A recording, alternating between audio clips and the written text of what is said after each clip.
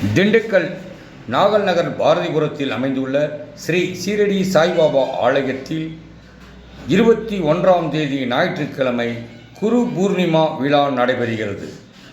காலை 5:30 மணிக்கு காலை ஆரத்தியும், அதனைத் தொடர்ந்து பக்தர்களின் திருக்கரங்களால் 6 மணி முதல் 11 மணி வரை பாலாபிஷேகமும், அதனைத் தொடர்ந்து விபூதி அபிஷேகமும் நடைபெறும். மதியம் 12:30 மணிக்கு மதியம் ஆரத்தியும், மாலை 6:15 மணிக்கு மாலை ஆரத்தியும், இரவு 9 மணிக்கு இரவு ஆரத்தியும் நடைபெறும்.